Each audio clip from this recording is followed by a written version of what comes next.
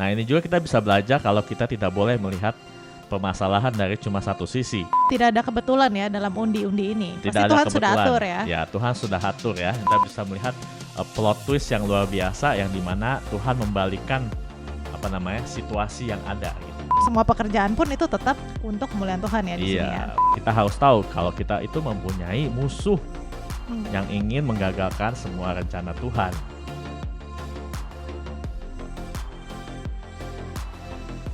Halo teman-teman semua, balik lagi sama kita di Grace and Truth bersama saya Mary dan Febrian. Nah, hari ini kita bakal hampir menyelesaikan nih ya perjalanan perjanjian lama kita. Akhirnya sudah cukup lama sekali. Hari ini kita akan cram banyak sekali soalnya kita tidak mau terlalu banyak episode ya.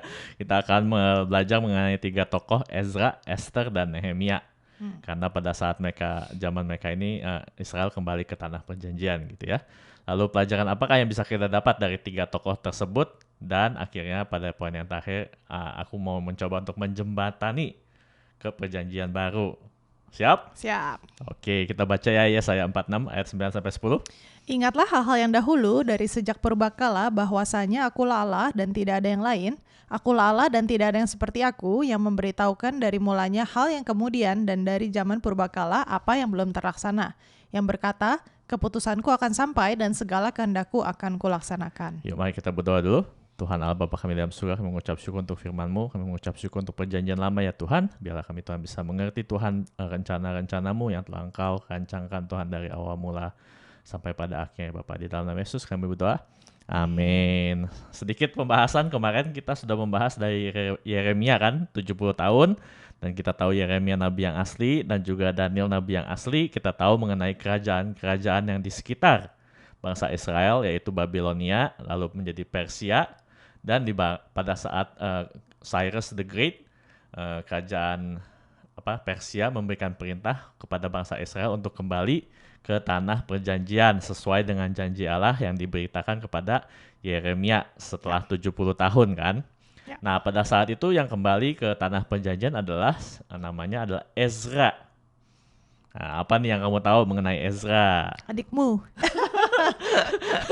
Ada adiknya namanya Ezra. Nama adik saya Ezra Samuel. Dari Samuel jadi Ezra gitu kan. Ezra ini sebenarnya penyalin Alkitab ya. Kalau bahasa Inggrisnya itu scribe. Jadi dia penyalin kitab Taurat, kitab-kitab di perjanjian lama. Mereka tuh tidak punya mesin fotokopi saudara-saudara. Jadi harus ada orang yang sangat khusus untuk menyalin kitab-kitab di perjanjian lama. Ya. Nah mereka ini orang-orang khusus ini adalah scribes. Makanya kenapa kita bisa sangat yakin dengan manuskrip perjanjian lama. Karena kita memiliki banyak orang yang namanya scribes. Yang mereka itu sangat harus attention to detail. Sangat teliti karena mereka harus menyalin firman Tuhan. Ya. Nah Ezra ini adalah salah satu dari scribes tersebut. Penyalin kitab Taurat, penyalin perjanjian lama. Dan kalau kita bisa melihat dari timelinenya, tentu saja perintah dari Cyrus the Great atau Kores ya bahasa Indonesianya itu adalah tahun 536 sebelum Masehi nih. Jadi perintahnya sudah keluar pada saat itu dan kita tahu mulai ada beberapa orang yang kembali ke tanah perjanjian sesuai apa yang dituliskan oleh Ezra. Nah, boleh nih kita baca Ezra 1 ayat 1 sampai 2. Pada tahun pertama zaman Kores, raja Kores negeri lagi Persia. nih. Nah kalau misalnya kita nggak mengerti sejarah, ini baca ini kayak apa ya artinya gitu kan. Sekarang kalau kita semua sudah mendengarkan podcast sebelumnya, kita tahu Kores atau Raja Persia atau Cyrus ini adalah orang yang juga disebutkan di Yesaya ya. Nah makanya di sini di Ezra menyebutkannya kembali kalau namanya itu ada di perjanjian lama. Apa katanya? Tuhan menggerakkan hati Kores, raja Persia itu untuk menggenapkan firman yang diucapkan oleh Yeremia, sehingga disiarkan di seluruh kerajaan Kores secara lisan dan tulisan pengumuman ini. Beginilah perintah Kores, raja Persia, segala kerajaan di bumi telah dikaruniakan kepadaku oleh Tuhan Allah semesta langit. Ia menugaskan aku untuk mendirikan rumah baginya di Yerusalem yang terletak di Yehuda. Nah, ini kalau teman-teman belum mendengar yang kemarin aku bilang di Yeremia dan Daniel itu, makanya di sini Kores melihat ya apa yang ditulis di Yesaya. Ya. Kalau Tuhan menyebutnya namanya itu dan juga Tuhan menyuruhnya untuk membangun rumah Tuhan di Yerusalem. Ya. Terus? Siapa di antara kamu termasuk umatnya, Allahnya menyertainya. Biarlah ia berangkat pulang ke Yerusalem yang terletak di Yehuda dan mendirikan rumah Tuhan. Allah Israel, yakni Allah yang diam di Yerusalem. Dan setiap orang yang tertinggal dimanapun ia ada sebagai pendatang, harus disokong oleh penduduk setempat dengan perak dan emas, harta benda dan ternak, di samping persembahan sukarela bagi rumah Allah yang ada di Yerusalem. Nah, di sini jadi kita bisa tahu kalau yang diperintahkan Cyrus atau Koresh ini adalah untuk membangun bait Allah. Ya. Jadi bukan seluruh kota Yerusalem, cuma bait Allah. Nah, itu aku mau tekankan juga tuh. Ingat ya, cuma bait Allahnya saja, bukan kotanya. Terus dikatakan, Maka berkemaslah kepala-kepala kaum keluarga orang Yehuda dan orang Benyamin, serta para imam dan orang-orang Lewi, yakni setiap orang yang hatinya digerakkan Allah untuk berangkat pulang dan mendirikan rumah Tuhan yang ada di Yerusalem. Dan segala orang di sekeliling mereka membantu mereka dengan barang-barang perak, dengan emas, harta benda dan ternak, dan dengan pemberian yang indah-indah, selain dari segala sesuatu yang dipersembahkan dengan sukarela. nah kita bisa melihat di sini kalau tidak semua orang langsung balik ke tanah perjanjian, tapi orang-orang yang hatinya digerakkan untuk kembali pulang dan untuk mendirikan rumah Tuhan di Yerusalem gitu ya. Terus Pula Raja Koresh menyuruh mengeluarkan perlengkapan rumah Tuhan yang telah diangkut Nebukadnezar dari Yerusalem dan yang ditaruhnya di dalam kuil Allahnya. Koresh, Raja Persia itu menyuruh mengeluarkan semuanya itu di bawah pengawasan Mitredat, bendahara raja, yang menghitung seluruhnya bagi Sesbazar, pembesar di Yehuda. nah jadi segala sesuatu yang sudah dijarah oleh Nebukadnezar, Koresh bilang kembalikan semuanya ke bait Allah. Wah, luar biasa nggak? Ya. Nah, bukan cuma itu nih, dikasih juga nih jajan nih sama Koresh. Apa katanya? Inilah daftarnya: 30 bokor emas, 1000 bokor perak, 29 pisau, 30 piala emas, pula 410 piala perak, 1000 buah barang-barang lain. Barang-barang emas dan perak itu seluruhnya berjumlah 5.400. Semuanya itu dibawa oleh Sesbazar sewaktu orang-orang buangan itu dibawa pulang dari negeri Babel ke Yerusalem. Wah, melihat begini pasti semangat dong ya mau pulang. Wih di Raja Persia Kasih hadiah ya, gitu iya, ya. buat balik ke Yerusalem. Yerusalem gitu kan. Kita pasti merasa semuanya akan happy-happy aja nih. Ya. Tapi seperti realita hidup, walaupun Tuhan sendiri yang membawa mereka kembali ke Yerusalem dengan segala macam mujizat-mujizat yang ditulis Yesaya kepada Koresh gitu kan, tapi tentu saja kita memiliki musuh nih. Dan kita bisa melihat yang ditulis Ezra juga kalau mereka memiliki oposisi dalam membangun firman Tuhan, dalam membangun bait Allah. Ya. Nah, kita bisa dilihat di Ezra 4. Ketika lawan orang Yehuda dan Benyamin mendengar bahwa orang-orang yang pulang dari pembuangan itu sedang membangun bait suci bagi Tuhan Allah Israel, Jadi pada saat mereka pulang ke Yerusalem dan mereka mau membangun, ada orang-orang nih yang tinggal di sana sudah diokupai sama orang-orang yang bukan orang Yahudi ya.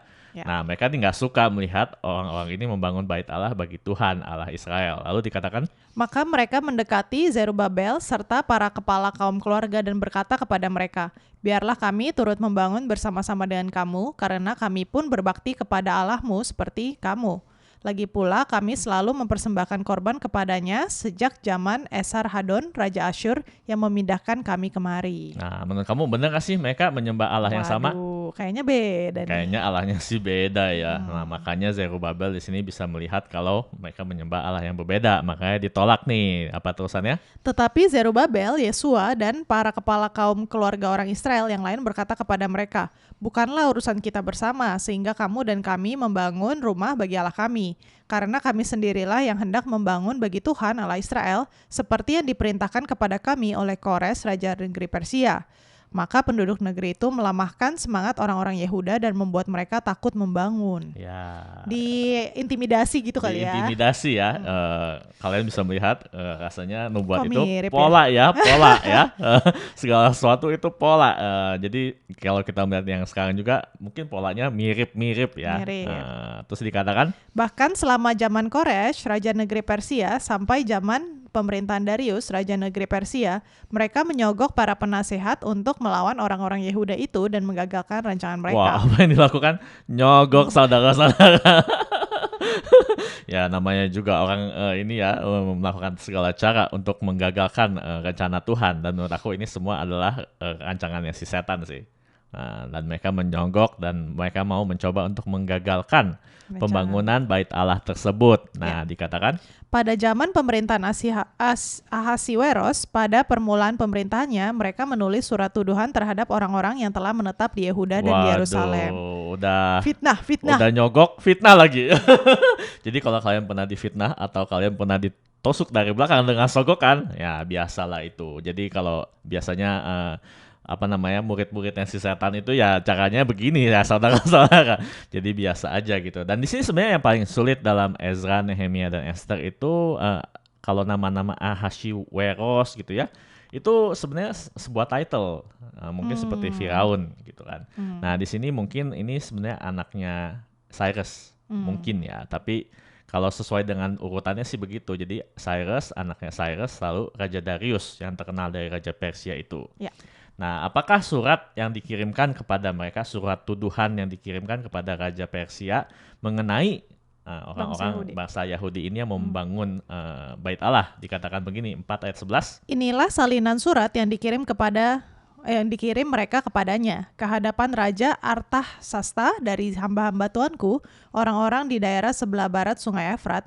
Maka kiranya Raja maklum bahwa orang-orang Yahudi yang berangkat dari Tuanku ke tempat kami telah tiba di Yerusalem. Mereka sedang membangun kembali kota yang durhaka dan jahat itu. Mereka menyelesaikan pembangunan tembok-tembok dan memperbaiki dasarnya. Oh, dibilangnya kota jahat, kota durhaka itu gitu kan. Terus? Kiranya Raja maklum bahwa jikalau kota itu sudah dibangun dan tembok-temboknya sudah selesai, orang tidak lagi membayar pajak, upeti, atau bea, sehingga kota itu akhirnya mendatangkan kerugian kepada raja-raja. Nah, ini bener nggak? Kalau misalnya udah dibangun, mereka nggak akan bayar pajak, upeti. Ya enggak lah. Ini yang namanya berarti fitnah, saudara-saudara. Ya biasalah, disogok gitu, fitnah. Ya begitulah hidup dunia ini. Nah ini mungkin cara-cara si setan juga ya. Terus dikatakan, sekarang oleh karena kami mempunyai hubungan dengan raja dan tidak patut bagi kami melihat raja kena celah, maka oleh sebab itu kami menyuruh orang memberitahukan hal itu kepada raja. Ya ngefitnah, so baik lagi raja. Biasa itu saudara-saudara, zaman dulu sampai sekarang orang-orang seperti ini ya ada lah gitu ya. Lalu dikatakan supaya diadakan penyelidikan dalam kitab riwayat nenek moyang tuanku. Di dalam kitab riwayat itu tuanku akan mendapati dan mengetahui bahwa kota itu kota durhaka yang selalu mendatangkan kerugian kepada raja-raja dan daerah-daerah, dan bahwa orang selalu mengadakan pemberontakan di dalamnya sejak zaman dahulu. Itulah sebabnya maka kota itu dibinasakan. Kami ini memberitahukan kepada raja bahwa jikalau kota itu sudah dibangun kembali dan tembok-temboknya sudah selesai, maka bagi tuanku kelak tidak ada lagi milik di daerah sebelah barat Sungai Efrat. Kurang ajar banget ya seperti ini ya. Menarik karena kenapa ya, Yerusalem itu kan hanya sebuah kota yang kecil tapi kenapa selalu bahkan sampai zaman sekarang ya, menjadi perdebatan yang hot. Semua orang tuh kayaknya sirik benar gitu ya. Ya, ini spiritual battle saudara-saudara, karena kita tahu Tuhan menaruh namanya di Yerusalem. Kalau kita masih ingat kan? Karena waktu itu kita belajar kan, walaupun Tuhan sudah menaruh namanya di Yerusalem, tapi karena Israel berbuat dosa, maka dikeluarkanlah bangsa Yahudi itu dari Yerusalem. Padahal sebenarnya Tuhan sudah menaruh namanya di situ. Nah, jadi si setan ini sangat tidak mau orang-orang perjanjian berada di tanah perjanjian Tuhan. Dan dengan cara itulah banyak cara lah si setan ini bagaimana caranya supaya orang Yahudi itu tidak ada di sana. Bahkan sampai sekarang juga ya. Iya, makanya sebuah pola ya. Dan ini kita mengetahui dari perjanjian lama juga kalau oposisi ini ada di mana-mana gitu. Dan kita bisa melihat bahwa mereka menyogok dan mereka mengfitnah apa yang mau dilakukan kepada Raja Persia. Nah ini juga kita bisa belajar kalau kita tidak boleh melihat permasalahan dari cuma satu sisi.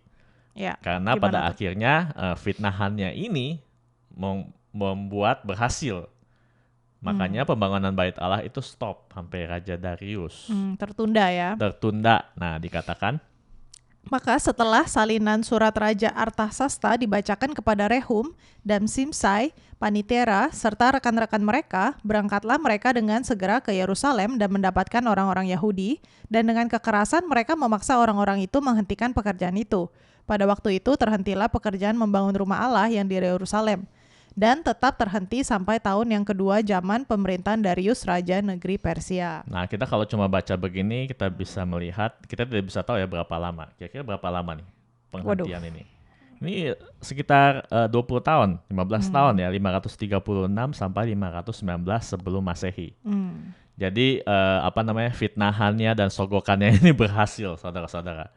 Jadi kita jangan kaget kalau walaupun Tuhan menjanjikan kita sesuatu, tapi kita perlu menanti dan kita perlu tetap berjuang, berpegang gitu dan melakukan panggilan kita. Ya. Kalau kita bisa misalnya melihat oposisi, ya itu berarti panggilan kita benar sebenarnya. Karena si setan itu tidak suka kalau kita tetap beriman dan berpegang teguh kepada panggilan kita. Ya, makanya kita harus tahu itu. Oposisi belum tentu berarti panggilan kita itu salah. Ya. Gitu. Nah, setelah itu mereka mengirimkan surat juga kalau Kores atau Cyrus memang sudah memberikan titah ya, komen untuk membangun bait Allah. Di Ezra 6 dikatakan ayat 13. Kemudian Tatnai, bupati daerah sebelah barat sungai Efrat, Syatar Bosnai dan rekan-rekan mereka berbuat dengan seksama menurut apa yang diperintahkan Raja Darius. Nah, pada saat Raja Darius bilang, kalian harus cari nih titah dari Raja Cyrus. Apakah benar Cyrus ini menyuruh untuk membangun bait Allah gitu kan. Terus dikatakan para tua-tua orang Yahudi melanjutkan pembangunan itu dengan lancar digerakkan oleh nubuat Nabi Hagai dan Nabi Zakaria bin Ido. Mereka menyelesaikan pembangunan menurut perintah Allah Israel dan menurut perintah Koresh, Darius, dan Artasasta, raja-raja negeri Persia. Ya, jadi akhirnya ini dilanjutkan ya pada zaman Raja Darius. Dan di sini kita bisa melihat kalau Hagai dan Zakaria itu hidup pada zaman ini juga, pada zaman Ezra, pada zaman mereka mau kembali ke Yerusalem gitu kan. Terus dikatakan, maka selesailah rumah itu pada hari yang ketiga bulan Adar, yakni pada tahun yang ke-6 zaman pemerintahan Raja Darius. Maka orang Israel, para imam, orang-orang Lewi, dan orang-orang lain yang pulang dari pembuangan merayakan pentahbisan rumah Allah ini dengan sukaria. Terus dikatakan, untuk pentahbisan rumah Allah ini, mereka mempersembahkan lembu jantan 100 ekor, domba jantan 200 ekor, dan anak domba 400 ekor. Juga kambing jantan sebagai korban penghapus dosa bagi seluruh orang Israel 12 ekor, menurut bilangan suku Israel. Mereka juga menempatkan para imam pada golongan-golongannya dan orang-orang Lewi pada rombongan-rombongannya untuk melakukan ibadah kepada Allah yang diam di Yerusalem, sesuai dengan yang ada tertulis dalam kitab Musa. Ya, akhirnya bait Allah ini establish ya. Dan juga persembahan kepada Allah di bait Allah ini akhirnya dimulai dijalankan. Nah, orang-orang Lewi ini kan orang-orang yang harus ditugaskan menurut hukum Taurat, yang dimana mereka itu harus worship kan. Nah, makanya di sini kita melihat ada sesuatu yang baik pada akhirnya setelah menunggu berapa lama dan oposisi yang banyak, akhirnya bait Allah tuh terbangun juga. Nah, walaupun bait Allah terbangun, ternyata problem itu tidak cuma membuat bait Allah. Kita mau melihat dari Esther nih, karena di buku Esther kita mengetahui pada zaman setelah bait Allah ini terbangun, ada seseorang yang mau membunuh semua orang Yahudi. Nah, kamu tahu nggak cerita Esther seperti apa? Ayo. Tahu, kira-kira lah. Gimana? Ya mau dia, aduh susah, kamu deh. Jadi Ratu Vashti ya, bahasa Inggrisnya Ratu Vashti ini dipanggil ke raja dan dia tidak mau show up gitu, datang ya. Makanya dia diturunkan dari posisinya sebagai ratu. Nah, raja pun mencari nih penggantinya gitu kan. Dan Esther ini cantik. Cantik. Nah, dia menjadi ratu pada zaman Persia ini. Nah, dia orang Yahudi ya. Dan dia orang Yahudi dan juga ada cousin-nya Mordekai ya. Mordekai dan Esther ini adalah dua orang yang sangat prominent di buku Esther. Nah, lalu ada satu orang suka gila hormat gitu kan, namanya Haman gitu kan. Namanya Haman melihat Mordekai tidak mau menyembah atau sujud ya di depan si Haman ini gitu. Lalu karena dia marah, bukan cuma si Mordekai yang dia mau tusuk gitu kan, semua orang Yahudi. Dia mau habis lenyapkan gitu kan. Nah, kalau kita lihat timeline-nya ini sekitar 480 sebelum Masehi atau sekitar 500-an sebelum Masehi. Ini sangat sulit, kenapa? Karena nama rajanya tidak ditulis. Banyak orang berpikir Artaxerxes atau siapa, tapi kita percaya firman Tuhan kan. Jadi kita kira-kira sekitar 500-an sebelum Masehi gitu. Nah, di sini kita mau melihat apa yang terjadi, bagaimana Haman mau membunuh semua orang Yahudi, pembunuhan massal nih. Ester 3 ayat 8. Maka sembah Haman kepada Raja Ahasiweros, ada suatu bangsa yang hidup tercerai-berai dan terasing di antara bangsa-bangsa di dalam seluruh daerah kerajaan tuanku. Dan hukum mereka berlainan dengan hukum segala bangsa, dan hukum raja tidak dilakukan mereka, sehingga tidak patut bagi raja membiarkan mereka leluasa. Jikalau baik pada pemandangan raja, hendaklah dikeluarkan surat titah untuk membinasakan mereka. Maka hamba akan menimbang perak 10.000 talenta dan menyerahkannya kepada tangan para penjabat yang bersangkutan supaya mereka memasukkannya ke dalam perbandaran raja. Ya, caranya sama nih. Fitnah dan sogok. Jadi kalau saudara-saudara suka fitnah dan nyogok, ya Anda ini anak setan. Haman juga sama caranya, nyogok, fitnah. Nah, di sini juga kita bisa melihat dengan cara ini dia mau membunuh massal semua orang Yahudi, mau dibantai habis, saudara-saudara. Mirip-mirip juga ya. Kenapa tadi kan Yerusalem, sekarang Yahudi ini selalu mau dibantai. Ada Hitler, ada dulu zaman Yesus ada juga gitu. Menarik, Musa kan? juga. Kenapa ini? Ada apa dengan bangsa Yahudi kan? Makanya aku sempat bilang kan, kita tidak mau mendapatkan peran orang-orang Yahudi, saudara-saudara, karena mereka ini sasaran empuk si setan. Karena janji Allah ini digenapi kepada orang-orang Yahudi juga, karena Tuhan sudah menetapkan janjinya kepada orang Yahudi. Dan juga kita tahu walaupun oposisi di sana sini, dan ini kan bukan di Yerusalem, ini ada di capital atau ibu kotanya kerajaan Persia, Ester ini kan. Jadi serangannya nih di mana-mana, di Yerusalem diserang, di kapitalnya kerajaan Persia juga diserang ya, supaya akan ada pembunuhan massal untuk orang-orang Yahudi. Kayak sekarang juga demo di mana-mana ya. Iya. Lo. Oke, salah balik. Namanya juga mirip ya, Hamas. Nah, ini kan kita ada Haman ya di sini. Haman mau membunuh massal gitu kan. Mungkin walaupun mungkin orang yang berbeda, tapi mungkin spiritnya sama, saudara-saudara. Mungkin saja, kita tidak tahu ya. Tapi ini memang menarik. Kenapa pola ini terjadi terus-menerus. Nah, kita mau terus baca nih Ester 3 ayat 10. Maka raja mencabut cincin materainya dari jarinya, lalu diserahkannya kepada Haman bin Hamedata, orang Agag, seteru orang Yahudi itu. Kemudian titah raja kepada Haman, perak itu terserah kepadamu, juga bangsa itu untuk kau perlakukan seperti yang kau pandang baik. Nah, makanya hati-hati sebagai pemimpin, kita harus bijaksana ya. Jangan mau disogok, jangan mau dengar orang berfitnah kepada orang lain. Kita harus mencari tahu kebenaran yang sebenar-benarnya. Tidak hanya mendengar dari satu pihak saja. Kita harus berhikmat dan memiliki akal budi kalau menjadi pemimpin. Terus dikatakan apa? Surat-surat itu dikirimkan dengan perantaran pesuruh-pesuruh cepat ke segala daerah kerajaan supaya dipunahkan, dibunuh, dan dibinasakan semua orang Yahudi daripada yang muda sampai kepada yang tua, bahkan anak-anak dan perempuan-perempuan pada satu hari juga, pada tanggal 13 bulan yang ke-12, yakni bulan Adar, dan supaya dirampas harta milik mereka. Waduh, keji banget ini ya. Jadi sudah disebarkan surat-surat supaya semua orang Yahudi. Jadi walaupun sebenarnya bait Allah dibangun, kalau ini terjadi, nggak ada orang Yahudi lagi. Dan ini yang lucunya adalah mereka Haman ini melempar lot ya. Lot itu apa? Undi. Buat tanggalnya ini, kapan mereka mau membunuh dan membinasakan bangsa Yahudi ini. Pada tanggal 13 bulan yang ke-12, yakni bulan Adar. Dan ini menarik karena itu tuh jauh gitu. Jadi tanggalnya itu masih jauh ke depan. Makanya Ester dan Mordekai masih bisa menyelamatkan bangsa Yahudi. Nah, kita mau lihat nih apa ceritanya. Ini tidak ada kebetulan ya dalam undi-undi ini. Tidak Pasti ada Tuhan kebetulan. sudah atur ya. Ya, Tuhan sudah atur ya. Nah, pada saat itulah di Ester dan Mordekai ini, Mordekai bilang, wah ini lu kalau misalnya cuma diem aja di istana mungkin nyawa lu bisa selamat. Tapi mungkin saja nggak Tuhan tuh menaruh lu di istana pada saat seperti ini, pada saat yang seperti ini, for such a time as this gitu kan. Lalu Esther berdoa dan berpuasa kan, kamu ingat? Lalu apa yang terjadi? Dia pun konfront ya dengan Haman ya. Yang lucunya ini sebenarnya kalau kalian baca Esther itu Esther 6 kalau nggak salah yang lucu ya. Karena si raja mau memberikan kehormatan kepada seseorang yang dia hargai. Lalu si Haman berpikir raja mau menghormati dia gitu kan.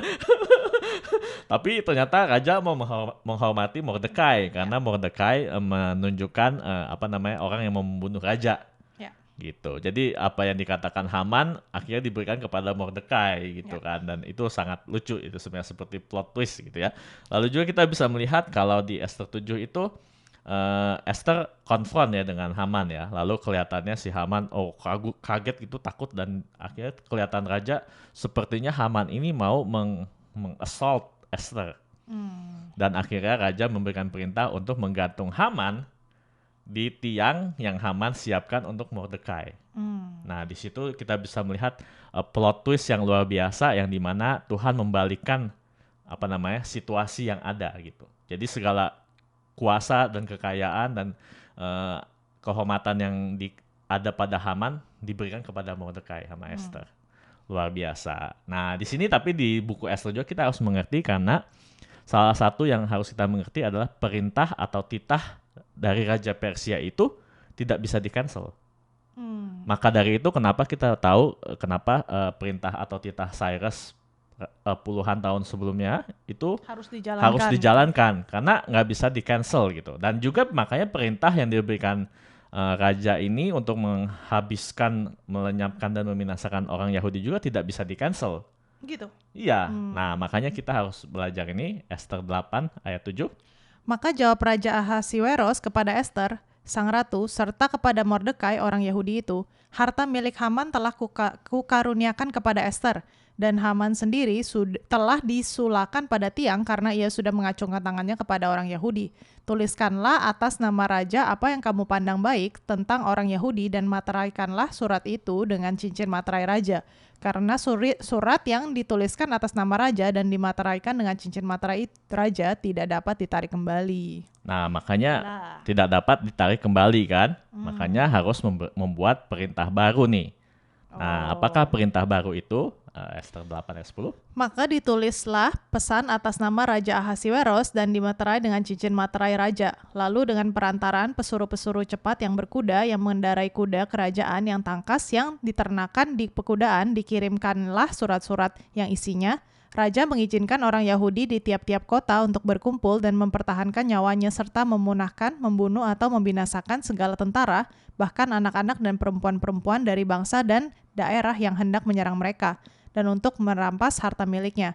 Pada hari yang sama di daerah segala Raja Ahasiweros pada tanggal 13 bulan yang ke-12 yakni bulan Adar. Nah, jadi karena tidak bisa ditarik, makanya membuat perintah yang baru kalau bangsa Yahudi bisa melawan orang-orang yang mau menyerang mereka pada tanggal yang sama. Sangat menarik nih, makanya tanggal ini tuh sangat penting. Kalau tanggal itu sangat cepat, mungkin tidak ada waktu untuk mempersiapkan diri untuk melawan orang-orang yang mau membinasakan mereka. Nah, di sini kita tahu akhirnya bangsa Yahudi bisa menangkal ya. Diri ya. Ya, pakai Iron Dome mungkin gitu kan. Jadi di sini kita bisa melihat kalau campur tangan Tuhan dalam undi tersebut. Ya. Kalau itu sangat dekat, mungkin tidak ada waktu lagi untuk menyelamatkan bangsa Yahudi. Sangat luar biasa kan? Sangat luar biasa. Oke, sekarang kita mau belajar nih, tokoh yang ketiga adalah Nehemia. Nah, apa yang kamu tahu nih tentang Nehemia? Dia pembawa gelas. Gelas sih. Dia ini juru minuman ya, juru minuman untuk raja. Nah, ini pasti orang yang sangat dipercaya dong oleh raja ya, karena supaya tidak bawa racun ya, dikasih racun oleh musuh-musuhnya, makanya ada pekerjaan ini. Nah, Nehemia ini adalah cupbearer gitu ya, yang juru minuman raja. Dan dia yang di timeline-nya ini lumayan yang paling jauh, sekitar 450-an sebelum Masehi ya. Nah, di sini kita bisa melihat walaupun Bait Allah itu sudah dibangun, dan juga pembunuhan massal, rencana pembunuhan massal oleh Haman itu sudah ditangkis ya, bukan ditangkis digagalkan oleh Esther dan Mordekai. Tapi di Yerusalem sendiri ini kita bisa melihat kalau banyak oposisi yang terus-menerus menyerang kota Yerusalem dan orang-orang Yahudi gitu. Jadi ini seperti gerilya ya, oposisi ini ada di mana-mana, di kerajaan Persia ada, waktu mau bangun Bait Allah ada oposisi, Dan juga kotanya juga tidak ada kedamaian sama sekali karena banyak oposisi yang terus-menerus menyerang kota Yerusalem karena tidak ada tembok. Makanya Nehemia ini dikenal dengan orang yang membangun tembok Yerusalem. Ya. Nehemia 1. Riwayat Nehemia bin Hakkalia. Pada bulan Kislew tahun ke-20 ketika aku ada di Puri Susan, datanglah Hanani, salah seorang dari saudara-saudaraku dengan beberapa orang dari Yehuda. Aku menanyakan mereka tentang orang-orang Yahudi yang terluput, yang terhindar dari penawanan dan tentang Yerusalem. Kata mereka kepadaku, orang-orang yang masih tinggal di daerah sana yang terhindar dari penawanan ada dalam kesukaran besar dan dalam keadaan tercela. Tembok Yerusalem telah terbongkar dan pintu-pintu gerbangnya telah terbakar. Ya, jadi setelah beberapa puluh tahun nih Bait Allah sudah dibangun, Nehemia masih berada di kerajaan Persia sebagai juru minuman raja. Ya. Dan dia mendapatkan kayak pesan ya dari temannya ini kalau orang-orang itu di dalam kesusahan besar karena terus-menerus diserang dan temboknya hancur dan pintu gerbangnya telah terbakar. Makanya dia terlihat sangat sedih nih, Nehemia 2. Pada bulan Nisan, tahun ke-20 pemerintahan Raja Artasasta, ketika menjadi tugasku untuk menyediakan anggur, aku mengangkat anggur dan menyampaikannya kepada Raja. Karena aku kelihatan sedih yang memang belum pernah terjadi di hadapan Raja, bertanyalah ia kepadaku, mengapa mukamu muram walaupun engkau tidak sakit? Engkau tentu sedih hati. Lalu aku menjadi sangat takut. Ya, jadi dia tidak pernah nih kelihatan sedih ya, nggak pernah emo ya gitu ya dalam pekerjaannya. Tiba-tiba dia emo gitu dalam pekerjaannya dan raja pun tahu. Biasanya dia happy gitu kan. Kenapa tiba-tiba dia sedih? Makanya ditanya. Lalu dijawabnya? Jawabku kepada raja, hiduplah raja untuk selamanya. Bagaimana mukaku tidak akan muram kalau kota tempat pekuburan nenek moyangku telah menjadi reruntuhan dan pintu-pintu gerbangnya habis dimakan api. Lalu kata raja kepadaku, jadi apa yang kau inginkan? Maka aku berdoa kepada Allah semesta langit. Terus? Kemudian jawabku kepada raja, jika raja menganggap baik dan berkenan kepada hambamu ini, utuslah aku ke Yehuda ke kota pekuburan nenek moyangku, supaya aku membangunnya kembali. Lalu bertanyalah raja kepadaku, sedang permaisuri duduk di sampingnya, berapa lama engkau dalam perjalanan dan bilakah engkau kembali? Dan raja berkenan mengutus aku sesudah aku menyebut suatu jangka waktu kepadanya. Nah, di sini menarik ya, soalnya kalau Ezra kita bisa melihat memang mau kembali ke Yerusalem untuk membangun Bait Allah. Ya.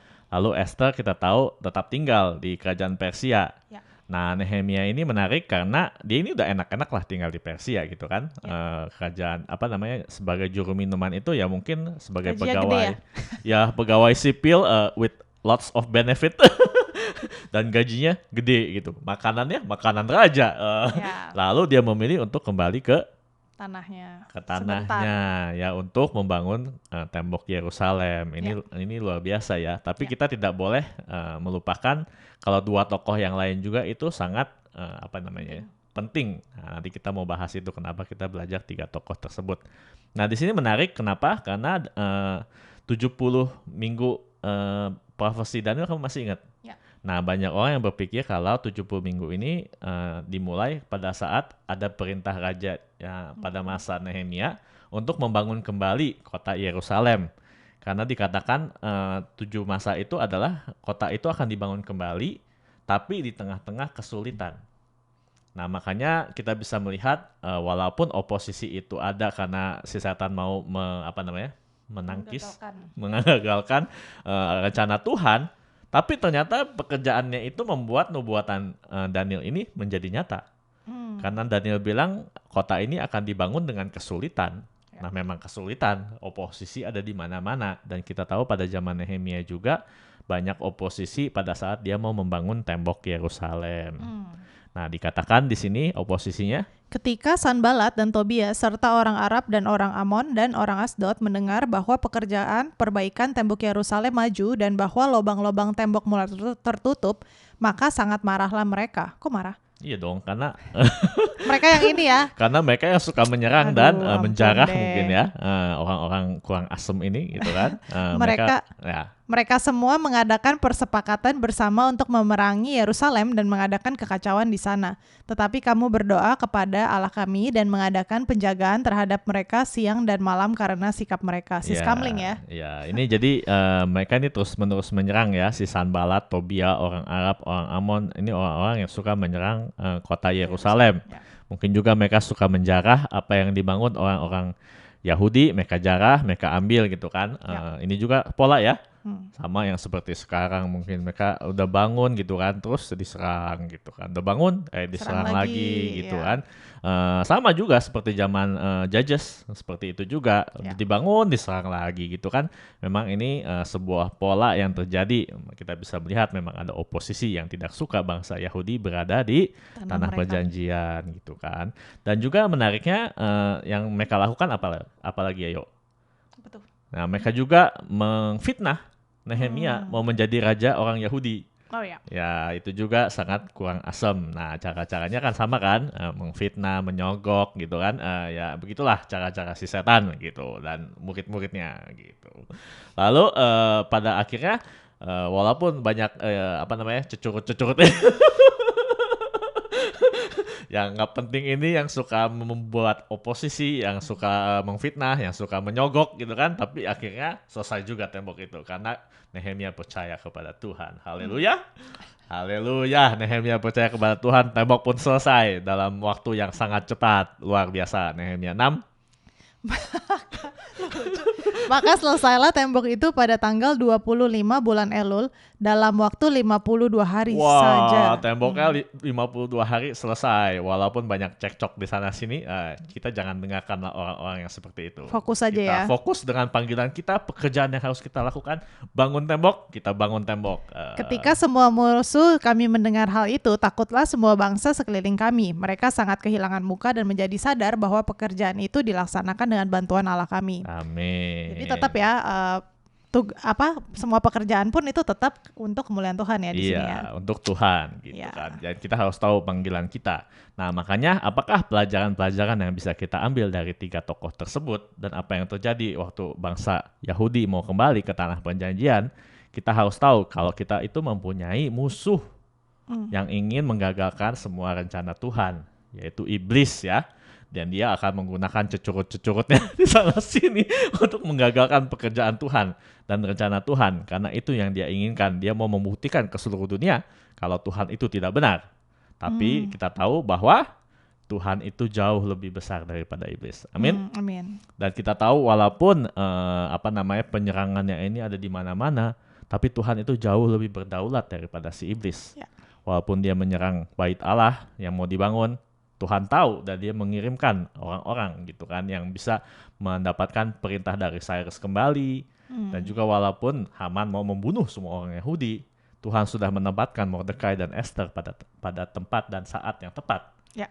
Dan juga Nehemia, Tuhan gerakan hatinya untuk membangun tembok. Nah, di sini juga kita bisa tahu kalau Tuhan itu bisa memakai siapa saja. Ya.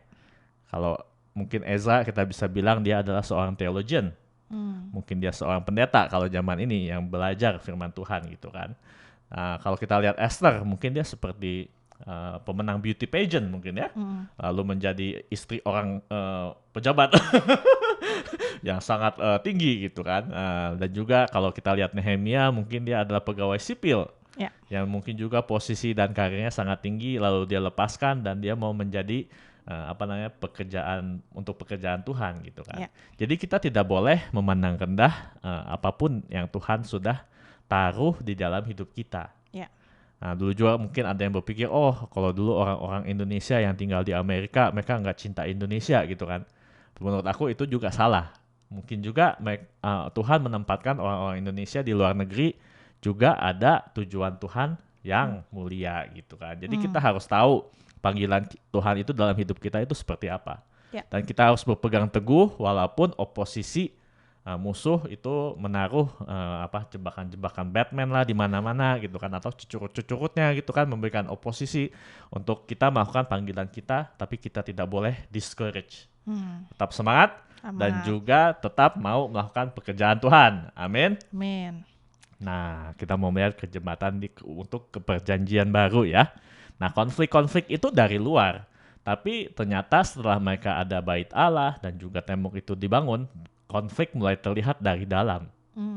Jadi seperti Presiden Soekarno bilang, Apa pada tuh? zamannya zaman Soekarno melawan orang-orang yang dari luar, Pak. Tapi nanti cucu-cucunya dan cicit-cicitnya harus melawan oposisi yang berada dari dalam yang mau Betul. menghancurkan negara sendiri. Ya. Nah, di sini juga kita bisa melihat Ezra dan Nehemia juga menghadapi hal yang sama.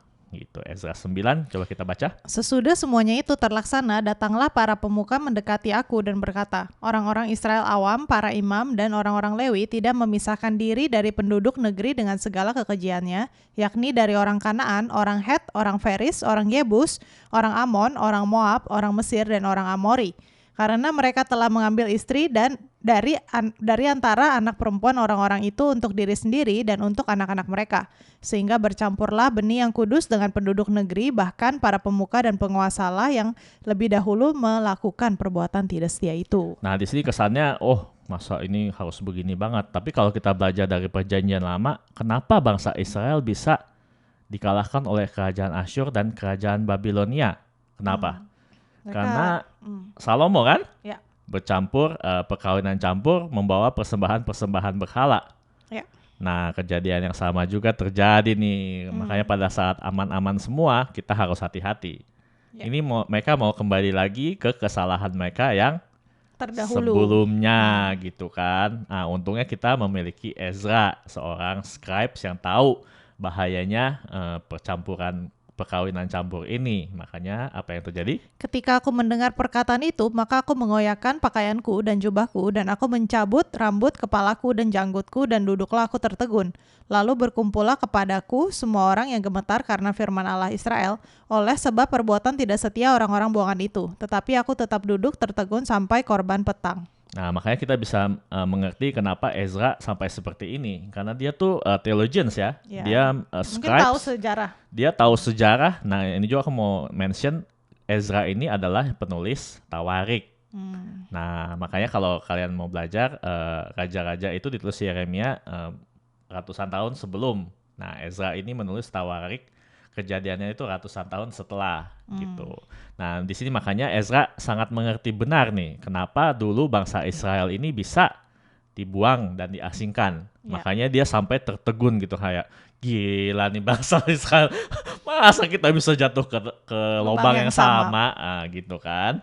Lalu dikatakan, sementara Ezra berdoa dan mengaku dosa sambil menangis dengan bersujud di depan rumah Allah, berhimpunlah kepadanya jemaah orang Israel yang sangat besar jumlahnya, laki-laki, perempuan, dan anak-anak. Orang-orang itu menangis keras-keras. Maka berbicaralah Sekanya bin Yehiel dari Bani Elam, katanya kepada Ezra, kami telah melakukan perbuatan tidak setia terhadap Allah kita, oleh karena kami telah memperistri perempuan asing dari antara penduduk negeri. Namun demikian, sekarang juga masih ada harapan bagi Israel. Marilah kita sekarang mengikat perjanjian dengan Allah kita bahwa kita akan mengusir semua perempuan itu dengan anak-anak yang dilahirkan mereka menurut nasihat Tuhan dan orang-orang yang gemetar karena perintah Allah kita, dan biarlah orang bertindak menurut hukum Taurat. nah, kalau kayak di sini kesannya Kasihan bener nih iya, perempuan kasihan sama dan anak-anak kejam nih. ya. Padahal sebenarnya ya apa yang dilakukan mereka ini memang apa ya? Kita harus memilih yang sulit ya. Karena mereka sudah nasi sudah menjadi bubur gitu kan. Dan mereka tidak mengindahkan Perintah atau Tuhan. ya dan tidak belajar dari kesalahan sebelumnya gitu kan. Makanya apa yang terjadi adalah ya harus membuat keputusan yang sangat sulit seperti ini. Ya. Nah, di sini kita bisa melihat pada zaman Yesus itu kita bisa melihat kalau mereka itu benar-benar take it seriously gitu loh dengan perjanjian lama. Tapi mereka swing ke pendulum yang lain. Mereka jadinya seperti orang-orang Farisi. Ya. Yang sombongnya luar biasa gitu kan dengan mereka sebagai bangsa Yahudi memandang rendah orang-orang Samaria yang berkawin campur gitu kan, dan juga mereka menambahkan hal-hal yang ada di kitab Taurat dengan tradisi-tradisi mereka. Jadinya legalisme ya. Jadinya legalistik ya, walaupun kita bisa melihat pada zaman Ezra ini terjadi pertobatan yang luar biasa yang dimana mereka tidak jatuh kepada lubang yang sama. Ya. Tapi lubangnya ke lubang yang lain pada zaman Yesus, ya ampun. Nah, di sini kita bisa belajar juga. Jadi kita harus balance ya dalam hidup kita ini. Kita harus belajar dengan kesalahan kita, tapi juga kita tidak boleh swing ke pendulum yang lain untuk menjadi legalistik lah, atau memandang rendah ras dan suku yang lain, karena kita tahu mereka juga diciptakan oleh Tuhan gitu kan. Ya. Cuma untuk di zaman Ezra ini supaya memprotek mereka dari kesalahan mereka yang sebelumnya, Ya.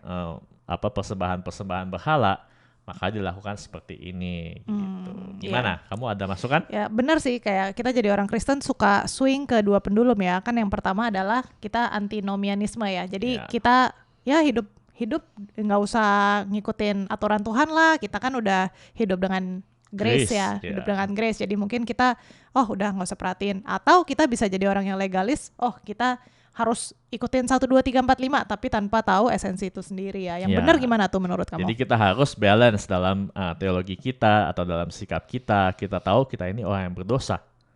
Dan kita tahu jalan keselamatan itu hanyalah oleh dari Allah saja. Karena pengorbanannya di kayu salib. Tapi juga kita tahu kalau Tuhan tuh mau kita hidup sesuai dengan firman Tuhan.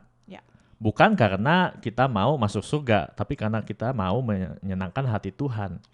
Kita tahu jalan-jalan dan karakter Tuhan, apa yang Dia senangi dari hidup kita, bagaimana cara kita menjadi suami, bagaimana kita menjadi istri, bagaimana kita menjadi anak gitu kan. Ada jalan-jalan yang Tuhan berkenan ya dalam memegang peran-peran tersebut gitu. Jadi kita jangan sampai seperti orang Israel yang dimana yang satu pada zaman dulu mereka main-main dengan firman Tuhan, lalu pada zaman Yesus mereka legalistik gitu. Ya, mantap sekali.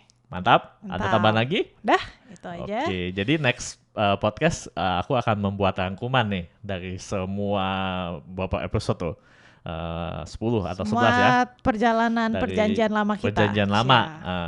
Aku mau menunjukkan kepada teman-teman Mesias yang ditunggu-tunggu di perjanjian lama itu tuh seperti apa. Supaya nanti begitu kita masuk ke perjanjian baru, kita tahu kalau perjanjian baru itu menjawab semua janji-janji Allah yang diberikan untuk Mesias tersebut di perjanjian baru. Sangat seru sekali. Sangat seru? Oke, God bless you God bless all. you.